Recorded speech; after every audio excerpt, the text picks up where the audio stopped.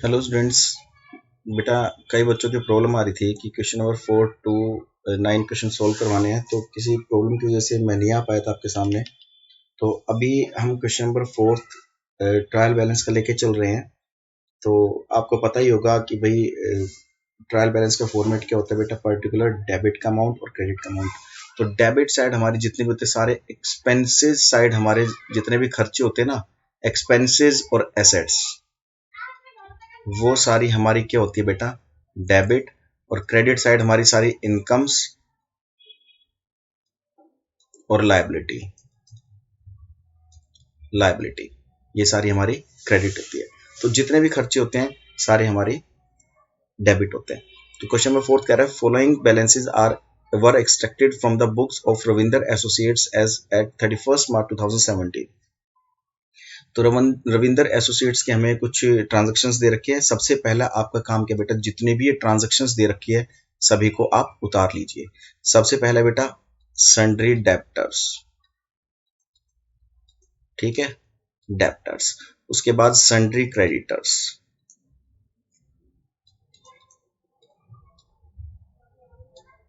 Creditors. उसके बाद rent and taxes, rent and taxes. उसके बाद बेटा परचेज, ठीक है बेटा। उसके बाद हमारे पास सेल्स। उसके बाद है ट्रेड एक्सपेंसेस, ट्रेड एक्सपेंसेस। उसके बाद है रिटर्न आउटवर्ड।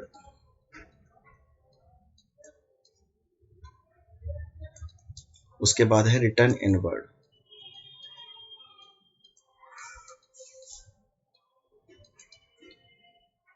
उसके बाद है हमारे पास एक्सपेंसेस। उसके बाद है हमारे पास मोटर व्हीकल।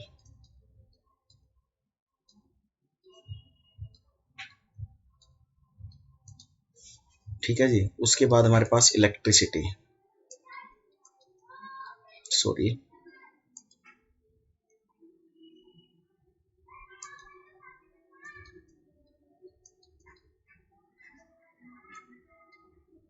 इलेक्ट्रिसिटी। उसके बाद हमारे पास स्टॉक दे रखा है 1 अप्रैल का। दैट मीन्स हमारा ये ओपनिंग स्टॉक होता है बेटा, जो 1 अप्रैल को लगाते हैं। उसके बाद प्रीमाइसेस हमारी।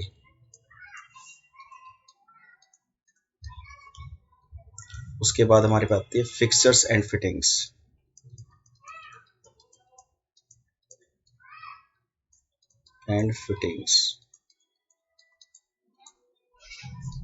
उसके बाद आते हैं बेडेड्स राइट ऑफ।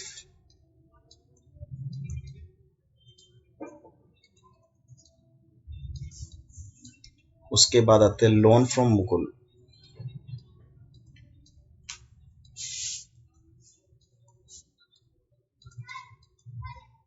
उसके बाद हमारे पास थोड़ा स्पेस कम हो गया। उसके बाद आता है बेटा इंटरेस्ट ऑन मुकुल लोन, ठीक है बेटा। उसके बाद आते हैं हमारे पास ड्राइंग्स।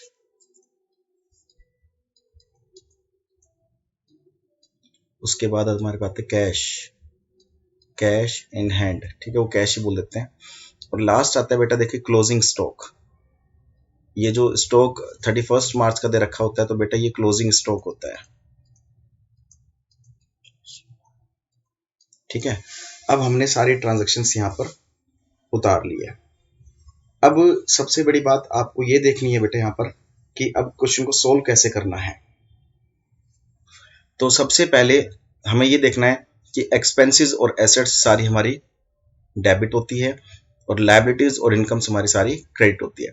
तो सबसे पहले बात करते हैं सन्ड्री डेप्टर। डेप्टर बेटा हमारी एसेट्स होती है, तो एसेट्स का बैलेंस क्या हो जाता है, डेबिट साइड, तो 4,10,000, ठीक है जी। उसके बाद क्रेडिटर्स, क्रेडिटर्स देखो, डेप्टर्स होते हैं पैसे देने वाले और क्रेडिटर्स होते हैं पैसे लेने वाले। तो क्रेडिटर्स हमारी होगी लायबिलिटी, लायबिलिटी तो पैसे लेने वाले हैं तो भाई हमारे कर्जदार हो गए, तो हमारे से लेंगे पैसे, तो हमारी लायबिलिटी बन गई, ये है 80,000 की, क्रेडिट साइड लिख देंगे। उसके बाद रेंट एंड टैक्सेस, हमारे खर्चे हैं बेटा ये, तो खर्चे हमारे डेबिट साइड लिख देंगे 48,000 से। उसके बाद बेटा हमारे पास परचेज आती है, परचेज भी हमारे एक्सपेंसेस होते हैं, क्योंकि हम जब भी कुछ गुड्स खरीदते हैं, परचेज करते हैं, तो पैसे देकर आते हैं। तो ये 34 लाख से है, 34 लाख हम यहाँ पर दिखा देंगे डेबिट साइड। सेल्स, सेल्स हमारे 56 लाख की है, सेल्स हम कुछ भी गुड्स को सेल्स करते हैं तो हमारे पास इनकम आती है, तो वो क्रेडिट साइड आ जाएगी हमारे पास 56 लाख। ठीक है। उसके बाद ट्रेड एक्सपेंसेस, नाम ही एक्सपेंसेस का आ गया, तो डेबिट साइड दिखा देंगे इसको, तो 12,000 से। उसके बाद रिटर्न आउटवर्ड, रिटर्न आउटवर्ड का मतलब होता है बेटा परचेज रिटर्न। अब देखिए परचेज रिटर्न, हमने कोई गुड्स खरीदा था, अब वो रिटर्न कर दिया गया है। देखो जब परचेज करते हैं तो डेबिट बैलेंस होता है, तो रिटर्न हो जाएगी, तो कौन सा बैलेंस हो जाएगा, क्रेडिट बैलेंस। खरीदा हुआ गुड्स हमने वापस कर दिया है, ठीक है, तो रिटर्न आउटवर्ड होती है। ऐसे रिटर्न इनवर्ड, दैट मीन्स बेटा सेल्स रिटर्न। जब सेल्स का क्रेडिट बैलेंस होता है तो सेल्स रिटर्न का क्या हो जाएगा, डेबिट बैलेंस। कितने से, 1,20,000 से। उसके बाद हमारे पास एक्सपेंसेस आ जाते हैं, नाम ही देखो एक्सपेंसेस आ गए, तो डेबिट बैलेंस हो जाएगा 4,000 का। उसके बाद हमारे पास आते हैं मोटर व्हीकल। मोटर व्हीकल आपको पता है अच्छे से हमारी एसेट्स होती है ये, तो एसेट्स होती है, तो एसेट्स का बैलेंस क्या हो जाएगा, डेबिट साइड 6,50,000 से। उसके बाद आता है इलेक्ट्रिसिटी, हमने इलेक्ट्रिसिटी बिल पे किया है, तो खर्चे हमारे, तो ये भी 25,000 से डेबिट साइड। उसके बाद हमारे पास आते हैं ओपनिंग स्टॉक। बिजनेस जब हमने स्टार्ट किया था, ओपनिंग की थी, तब हमने कुछ स्टॉक लगाया होगा बिजनेस के अंदर, तो हमारे लिए खर्चे हो गए थे ये, तो डेबिट बैलेंस हो जाएगा 2,30,000 से, ये डेबिट बैलेंस। प्रीमाइसिस, प्रीमाइसिस बेटा हमारी एसेट्स होती है, ठीक है, तो वो भी एसेट्स भी हमारी क्या हो जाएगी, 12 लाख से डेबिट साइड, 12 लाख से। उसके बाद फिक्सचर्स एंड फिटिंग्स, हमने कुछ खर्चा किया था फिक्सचर्स एंड फिटिंग्स वगैरह पे, तो ये भी हमारी बेटा क्या होते हैं, खर्चे ही होते हैं हमारे ये, और एसेट्स भी हम इसको काउंट कर देते हैं, तो 3,10,000 से 3,10,000 से हम इसको डेबिट साइड लिख देंगे, ठीक है। उसके बाद आते हैं बेटा bad debts right of. Bad debts का मतलब क्या होता है, आपके पैसे डूब जाना, और राइट ऑफ का मतलब क्या होता है, कम होना।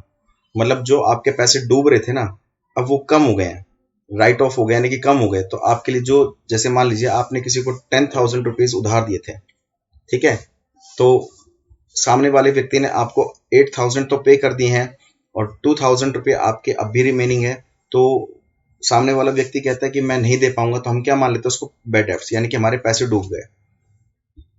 कुछ दिन बाद वो हमें 1,000 दे देता है, तो हमने कितना माना था, पैसे डूब गए हमारे, हमने ये माना था हमारे 2,000 रुपये डूब गए, लेकिन 1,000 रुपये हमें वो दे गया, तो बैड डेब्ट्स राइट ऑफ हो गया, नहीं कि पैसे डूबने की हमारी जो अमाउंट है वो कम हो गई, तो कम हो गई तो हमारे लिए इनकम क्रिएट हो गई, तो इसको किस साइड दिखा देंगे, 8,000 से क्रेडिट साइड, ठीक है। लोन फ्रॉम मुकुल, लोन हम किसी भी बैंक से लेते हैं, किसी से हमने किसी पर्सन से लोन लिया है, तो हमारी लायबिलिटी बन गई, लायबिलिटी, क्योंकि हमें पे तो करना ही है कभी ना कभी तो उसको, तो ये हम कहाँ दिखा देंगे बेटा, लोन फ्रॉम मुकुल 1,50,000 से। बेटा एक ट्रांजेक्शन बच गई है हमारी, कौन सी बची है ये, रेंट रिसीव, तो मैं यहां लिख देता हूं rent receive, rent receive from sublet, sublet part of premises. चलिए आगे देखते हैं। लोन के बाद आता है बेटा हमारे पास चलो रेंट रिसीव जो हुआ है हमें 30,000 का रेंट रिसीव हुआ है, तो रिसीव हुआ है तो क्रेडिट साइड दिखा देंगे, इनकम हुई हमारा 30,000 से हमारी इनकम हो गई।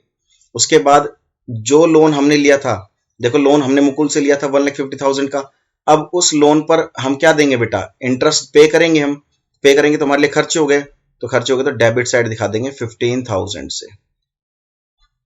उसके बाद ड्रॉइंग्स, ड्रॉइंग्स का मतलब क्या होता है, हमारे पर्सनल एक्सपेंसेस, जो हम पर्सनल यूज के लिए जो खर्चे करते हैं, विड्रॉल करते हैं, कंपनी से जो पैसा विड्रॉल करते हैं, पर्सनल खर्चे होते हैं हमारे ये, ठीक है, तो खर्चे पर्सनल खर्चे हो गए तो डेबिट साइड दिखा देंगे 40,000 से, ठीक है। उसके बाद आता है बेटा cash, cash is also assets, cash आपकी एसेट्स होती है, तो एसेट साइड का डेबिट बैलेंस होता है 75,000 से।